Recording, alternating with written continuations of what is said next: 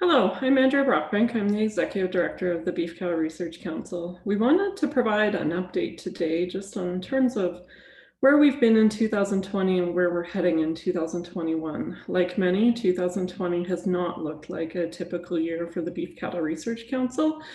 But I think moving forward, we look for great opportunities to continue on building on the great work we've done, as well as moving beyond COVID-19, moving into 2021. With that, the goal of this presentation is just to provide you a quick update of what we've been up to moving forward. For those who aren't aware, most of you would be, but the Beef Cattle Research Council is Canada's industry-led funding agency for beef, cattle, forage, research and extension activities. We support research and extension activities with the greatest potential to improve the competitiveness and sustainability of the Canadian beef cattle industry. We also oversee the delivery of the Verified Beef Production Plus programming and audit delivery services, which can be is a certifier under the Canadian Roundtable for Sustainable Beef Certification Framework. We are funded by the Canadian Beef Cattle Checkoff, and we focus on research in multiple areas as well as extension, including everything from productivity and economic sustainability, animal health and antimicrobial use and resistance, animal health and welfare, as well as beef quality and food safety, and looking at things like the environmental sustainability of the Canadian beef industry. Just going to do a quick recap in terms of some of the things we've seen impact Beef Cattle Research Council as a result of COVID-19. On the very positive side, the BCRC and VBP teams have excelled. They've moved remotely and basically continued on without major disruption. Researchers have also proved to be innovative. In many cases, research projects have been able to proceed with social distancing requirements put in place, especially when doing things like cattle handling. So a lot of what we've been focused on is supporting those researchers as they adjust their work plans to meet the objectives as originally planned, but in a different manner.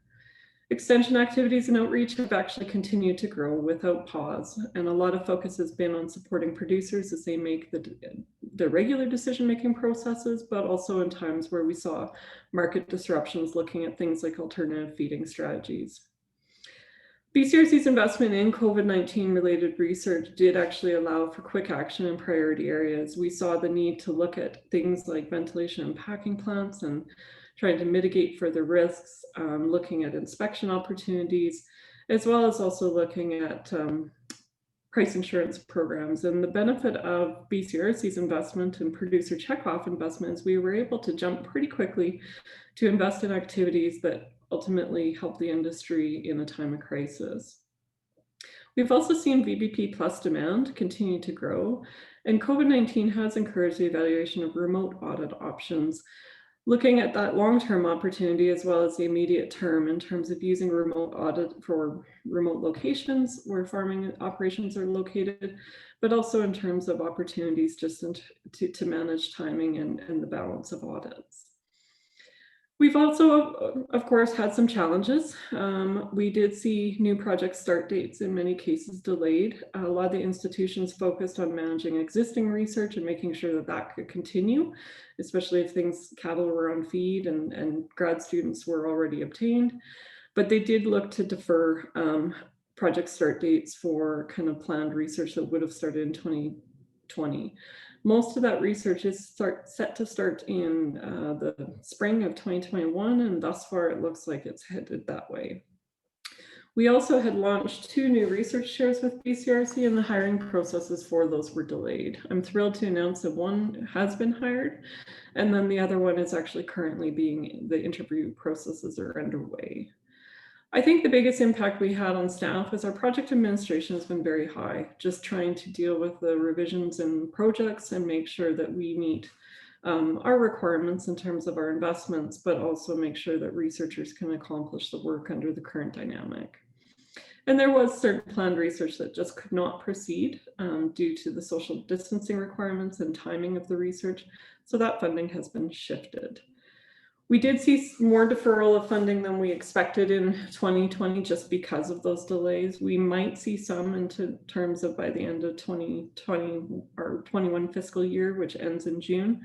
But we're looking thus far in pretty good shape to actually catch up in terms of some of those project start dates now that COVID-19 protocols are in place in most of the institutions. BCRC also has their 5-year research and extension plan, where we focus on defining our strategy and priorities for the next 5 years. This is usually a very engaging process where we bring stakeholders from across the country to consult with us. And most of this has had to pivot to virtual instead of a workshop format. But I think having gone through the first 2 focus groups related to beef quality and food safety and animal health and welfare, we've seen really positive discussions and feedback. So definitely, we've all learned to look at the positive sides of going virtual, but recognizing once we can get together again, it would be great. Just to give a bit of an oversight, we are currently working with about 23 universities and other research institutions across Canada, and about 8 agriculture and agri-food Canada research stations. Overall, we're investing in over 70 projects currently, and those span research and extension. And we partner with about 25 different partner agencies. And that partnership is what's really important, because when producers invest checkoff in research, we take that money and we try to leverage it up to a 1-to-3 basis, where for every $1 we contribute, we partner with other funding agencies to get up to $3 additional, which is very significant because those producer investments are what often trigger those other investments. Without the producer investment, we don't see those other investments go to the cattle industry. So it is very important that that funding is very important, but it's also very important to us that we leverage it to optimize that investment.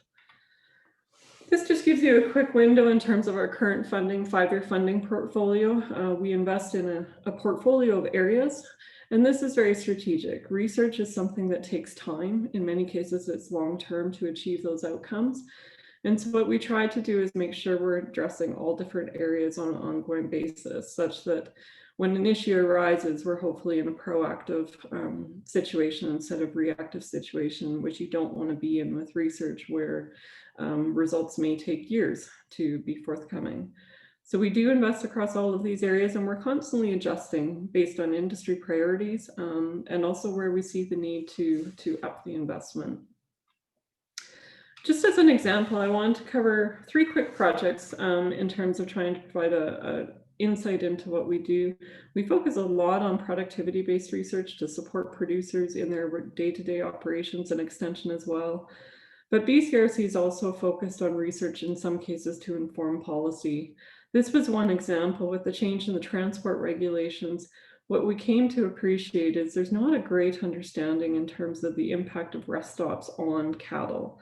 I think some people in the public view that rest stops are positive for cattle, allows them to get off those trucks and rest. I think most people in industry understand that loading and unloading cattle can be some of the most stressful times for cattle, and therefore understanding if there was a change in behavior and benefit was something we wanted to explore. So basically, the first year of this trial is published. We're waiting for the second year of this trial to be completed. The first year, they took preconditioned calves and they transported them for 12 or 36 hours, and they divided them into 4 subgroups with different rest periods. And then they reloaded and transported them for an additional 4 hours. What they found from this research is rest stops did not have a consistent effect on basically the condition of the calves. They did see that, of course, conditioned calves benefit from shorter trips, but they did not have reduced indicators of fatigue, dehydration, or stress, or immune status when they were rested after 12 and 36 hours of transport. So future work that is actually about to be published is focused on newly weaned calves, and we're using this work to inform discussions with Canadian Food Inspection Agency, but also in terms of industry practice moving forward, knowing that it's really important that we understand the animal welfare implications of some of the policy decisions being made.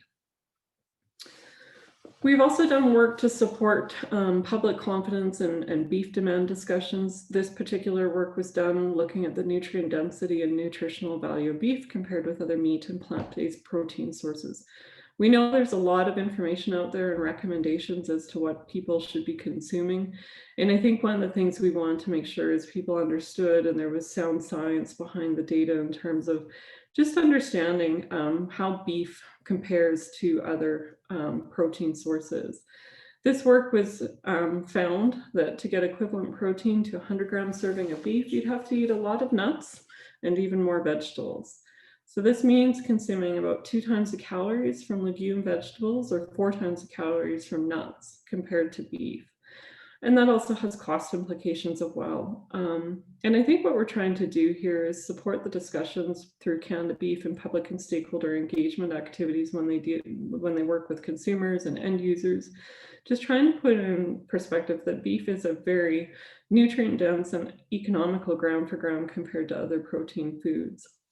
And really try to inform that discussion using the science that we know around the wonderful attributes of beef.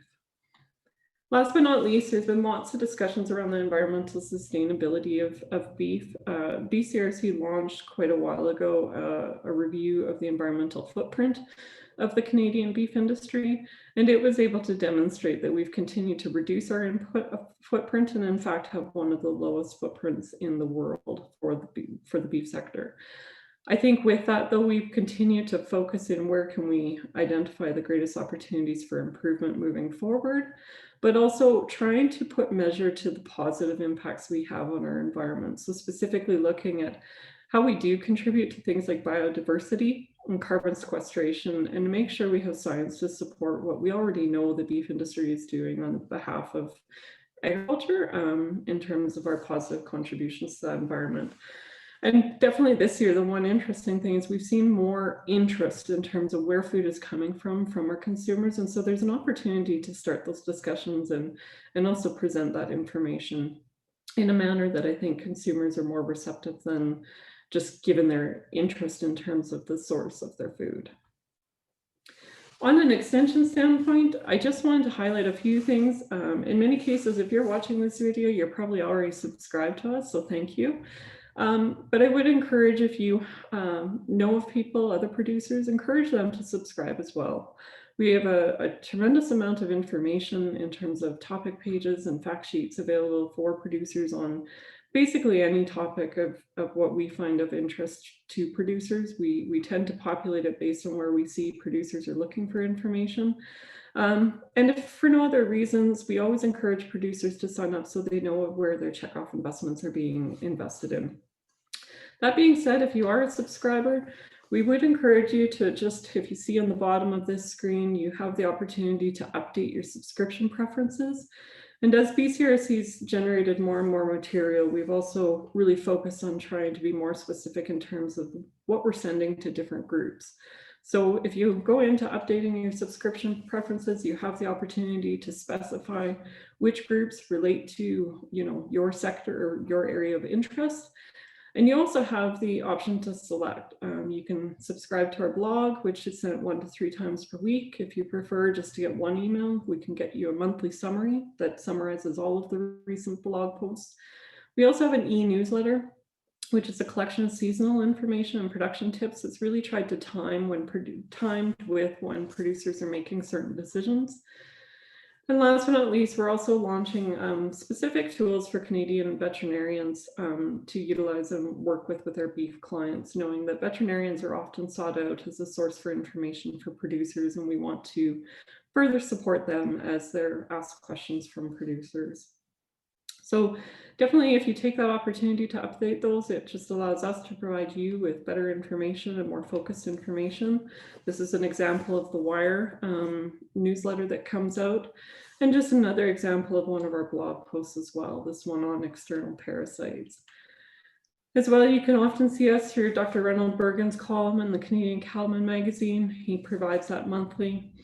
And we also have our suite of webinars that we offer from September to, I think it's about May every year. These are free, they're in the evening, but they're also recorded, so sign up, and if you can't attend, we'll send you a link to the video so you can follow up later. And we do really try with the webinars to provide a mix of not just research perspective, but also industry stakeholder perspective, whether that be producers, or in this case, it was vets who are dialoguing. You can ask questions if you're on the live video, and we find that there's tremendous participation in these, and producers see tremendous value. One of the other ways we've done this is BCRC is producer-led. It's BCRC, the council, has producers from across Canada that represent producers paying checkoff. They're the ones who make the decisions, but they're also a pretty innovative group.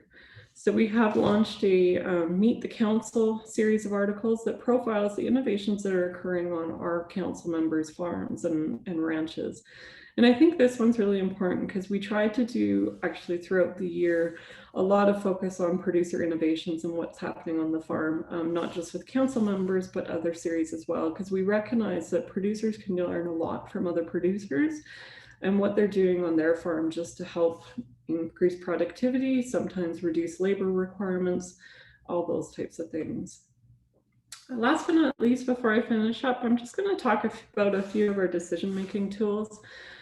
We recognize with BCRC that it's great to provide information to producers and fact sheets and topic pages, but it's really important to support producers through that decision-making process as to whether or not they're going to adopt a certain innovation or practice.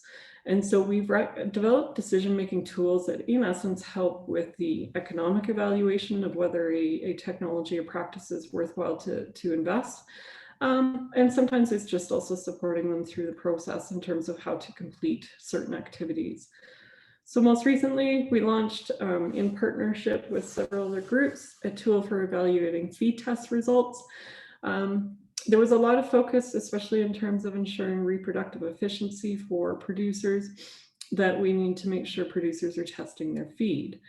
And we actually have seen greater producer interest in testing their feed, but one of the things that came up is producers wondering, okay, I've done my feed test, but what does it mean? What do I do now? And not everybody has immediate access to a nutritionist. So this tool allows you to enter your class of cattle, also the stage of production they're in. So in this case, it's mature cows and they're lactating, and we can enter a weight. And then you also enter your feed test results into the data section. And what this calculator, this tool does is it allows you to evaluate the feed test results. And so green means good, yellow means cautious, you need to watch and just make sure and monitor. Red means you should probably consult a nutritionist or look at your feed requirements and look at how to basically supplement your feed. And this just allows us to work with producers in a way that at least promotes discussions with nutritionists, but also in certain cases allows them to go look for further information as they need it. But definitely trying to support that decision-making process. We also have a carrying capacity calculator. A lot of focus is on rejuvenation of forages, increasing productivity on grasslands. And what we know is it's really important to ensure the appropriate carrying capacity on those grasslands. And so we've provided two methods this calculator can be used. The first method is using your provincial averages for forage production. So basically we draw from those to provide estimates. The second method used is field-based sampling, and it walks you through how to achieve getting accurate field-based samples. And then you enter the information, and it allows you to understand what your total animal unit months of forage is available and your animal unit days available. And so this is one way to help producers try to make those carrying capacity decisions as they try to look at how to potentially manage their existing forage stands and or improve forage stands that are needing some level of support. The last tool I'll highlight is our Forage U-Pick tool. This one is for Western Canada. We look to hopefully do something in Eastern Canada in the future. But basically it allows producers who are looking to rejuvenate their forage stands, perhaps they're going to rip up a field and reseed it, or they're sod seeding or looking at different ways. But basically you can look at what forages are suited to your field, and it provides further support with a calculator for seeding rate and also forage weed management. So in this case, you can select your province, you can select your soil zone, and then you can select what your forages are going to be used for, whether they're using for winter stockpiling, pasture, reclamation, and also the time of use, which is really important as well. And from there, it provides recommended legumes and grasses that would be beneficial for your area to allow you to start that discussion and inform your processes as you look to improve pastures. So this is just a handful of examples of the tools and extension stuff we have, as well as a few of the research projects that are underway.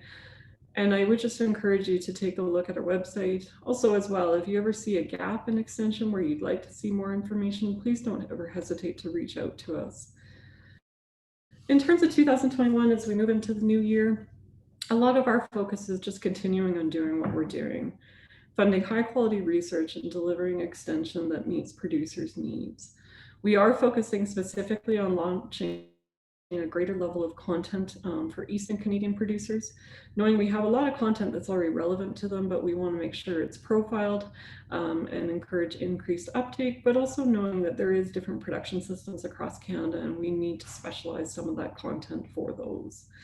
We are going to be working with Agriculture Canada and the Government of Canada as they start looking at the next round of CAP funding, which would start in 2023, and the innovation program, because they're a significant partner in terms of leveraging those producer funds through the science cluster and other investments that they have. And we're also focused on the completion of our 10-year industry goals and the associated 5-year research and extension strategy that I talked about having to go virtual. This is really important to defining the 10-year plan. The goals are focused on defining the plan for not only research, but marketing and policy activities, and working collaboratively across the organizations. On a 5-year basis, the research and extension strategy really pivots from that and says, okay, based on those goals, where do we need to focus specifically on research and extension? So we're engaging stakeholders from across Canada, producers, researchers, and we're defining that 5-year plan with the hopes that it'll be completed in June 2021, ready for that next round of CAP funding, but also ready to move forward with our next 5-year strategy for funding. And with that, part of the reason we want that strategy complete is so we can launch the next science cluster planning, which we do need to start in the latter part of 2021. One of the other things I didn't cover a lot on VBP Plus today, the program is excelling and doing really well with increased interest in audits, especially as the Canadian Roundtable for Sustainable Beef sees increased uptake with its certification framework. But we are looking to also expand the services that VBP Plus makes available to producers. So if they do choose to get audited, hopefully they can get audited not just for the CRSB verification framework, but also we're pursuing working with CFIA right now to get approved as a certification body for the EU, such that your VBP Plus audit could allow you also to achieve that certification if you're choosing to supply calves or feedlot cattle into a supply chain that's shipping product to the European Union. With that, I just appreciate your time. I'm wishing you all the best into the new year and be in touch. Thank you.